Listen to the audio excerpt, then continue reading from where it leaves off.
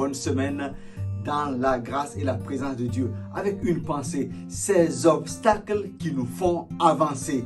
Ces obstacles n'ont pas pour objectif de nous arrêter. Il ne s'agit pas des portes que Dieu ferme. C'est des obstacles qui ont pour objectif de nous permettre d'avancer. Parce que devant ces obstacles, nous nous rendons compte que par nous-mêmes, nous sommes incapables de les franchir. Alors nous prenons conscience et notre foi s'enracine en Dieu et nous disons à Dieu, viens à notre secours, et c'est ce qu'il veut bien faire dans ta vie afin que tu puisses franchir cet obstacle et que tu puisses avancer. Ces obstacles sont là pour démontrer la présence de Dieu dans ta vie et son soutien qui est infaillible. Je te partage l'expérience qu'a vécu le peuple d'Israël. Il était sorti par la main puissante de Dieu alors qu'il était en esclavage pour être conduit dans la terre promise.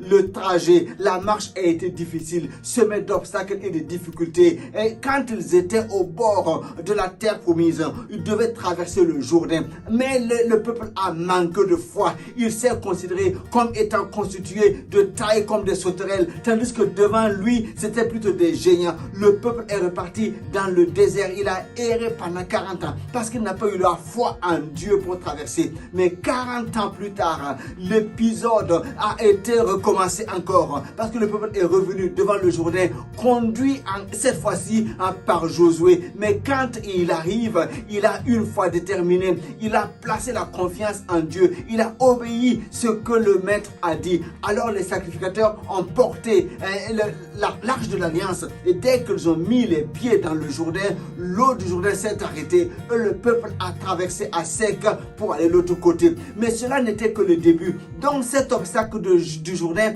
ne faisait que montrer des choses à venir. Parce que quand le peuple a passé ce Jourdain à sec, les peuples en face étaient maintenant dans la crainte, dans la peur. Parce que tant que le Dieu d'Israël est avec lui, il est inarrêtable ce peuple-là. Donc il y avait la peur à Jéricho et dans d'autres villes. Et on savait qu'un peuple arrive, un peuple qui est conduit par l'Éternel, et tout le monde a peur. Effectivement, quand ce peuple d'Israël est arrivé à Jéricho, il a fait le tour de la ville, une fois le tour, pendant 7 jours. Et le 7e jour, alors qu'il a obéi encore là à la parole de l'Éternel, il a fait le tour de la ville 7 fois et il a crié selon ce que Dieu avait dit et les murailles se sont écroulées. La victoire était éclatante. Je viens juste dire que l'obstacle du Jourdain n'était que quelque chose qui annonçait la victoire à venir. Donc, si tu as un obstacle devant toi, il faut garder ton alliance avec Dieu comme l'arche de l'alliance qui était là pour que le peuple traverse.